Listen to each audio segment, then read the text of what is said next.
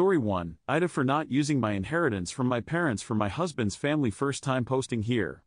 AITA for not wanting to use my inheritance to pay for building my husband's sisters a home on our farm. My husband 52 and myself 50 have been married for 31 years. We purchased his parents' farm several years ago and paid for it with a mortgage. We have since paid that mortgage off. We also built our forever home on the farm and it is also paid for, and we raise cattle on the farm. His family is always asking for help. His sisters specifically and a couple of his nephews. For context, we took care of his father, mother, and Down syndrome sister when nobody else in his family would take care of them. We were the only ones of his siblings who still had young children at home, but we felt that if we didn't take care of them, the state was going to step in and take them away. In my family, you take care of your family, so we took them in and never looked back. However, I think his family resented us for this and somehow feels like they are owed something because we own the family farm. And for some reason my husband thinks he has to take care of his other sisters even though there is nothing wrong with them except they have low IQs. I have inherited a decent amount of money from my parents. My husband doesn't know the specifics and is upset that I won't disclose the amount. He doesn't have access to the account. He wants me to take some of the money and build a house on our farm, his family farm, for his sisters to live in so they won't have to pay rent anymore or live in apartments.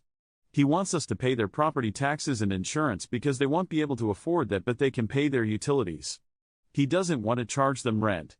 Why should I use my inheritance that my parents worked their butts off to earn and pass on to me so that my husband's lazy sisters can sit in a brand new house on their family's farm and never have to pay property tax or insurance or rent? I feel like this is my money and I shouldn't have to spend it on his family. I want to put the majority of it in trust funds to our 2 children so I can pass it on to them. And to be honest, I am seriously thinking about just taking my inheritance and getting a divorce and living happily ever after. So, AITA? Begin again for me says that he should be thinking of his children, not his siblings. After 31 years, I assume there are very good reasons that you are considering divorce. Realistic_head 4279 says, NTA. Congrats for putting your inheritance monies in a separate account in just your name so that it is never commingled with marital monies. Always keep it separate or else your husband will have a claim to half of it should you divorce.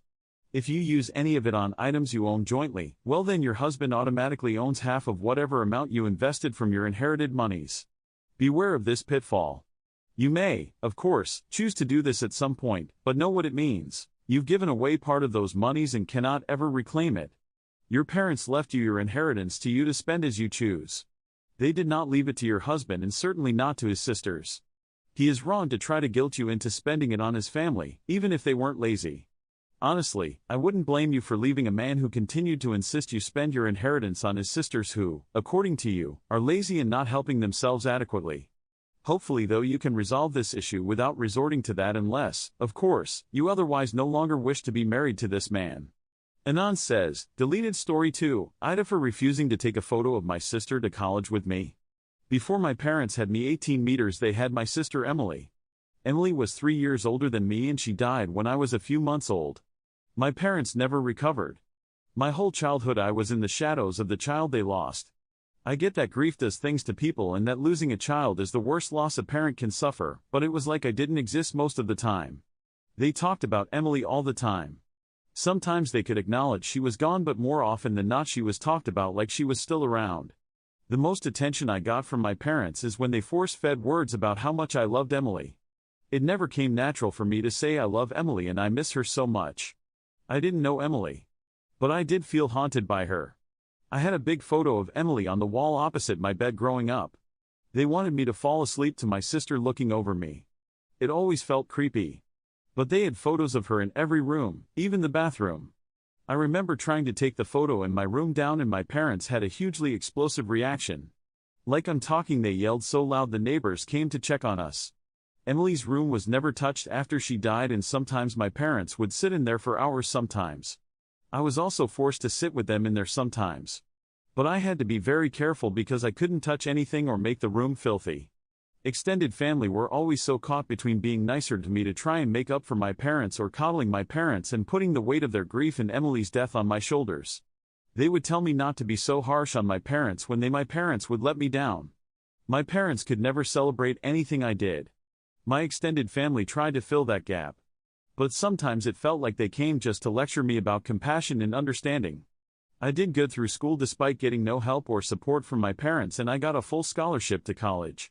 Before I left, my extended family came over to say goodbye and celebrate a little, because there could be no celebrating me at my parents' house. My parents had these photos of Emily for me to take. They told me I'd need them for my dorm. But I left them behind. I didn't want to take photos of Emily. I wanted to get away from them, and that might seem really unfair. My parents realized the next day, and I got a text from my dad calling me all sorts of names for leaving them behind. Then my extended family said I could have taken one and should, because Emily is still my sister and I should still try to remember her for my parents' sake if not mine. AITA? Logical_read 9153 says, this is a big one. NTA in any way at all. Your parents need help, and it's very sad that they never got that. You should be proud and allowed to live your life. I wish you all the best in this next phase of your life. When you are older, maybe you can try sitting down and really talking to your parents about all of this. This likely can't happen until they get help, which they seem unlikely to. I wish I had something better or more helpful to say. Just know that you are NTA at all. Tardiardi says, NTA, but I can't imagine how hard it must have been growing up like that. I'm so sorry. As others have said, your folks need professional help. Lunar Eclipse 0204 says, NTA, when your parents need therapy to help them. Grieving, while it has no time frame, they never allowed themselves to heal and move on.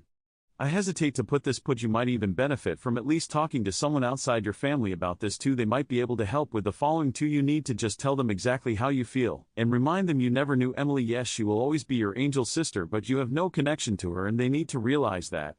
3. You also need to tell anyone who says you were wrong where to go and explain exactly why. If they can't respect you as an adult, which you are, for making a decision for yourself and your own mental health, then you don't need them. Thanks for watching. I love you. Follow Reddit Echoes for more.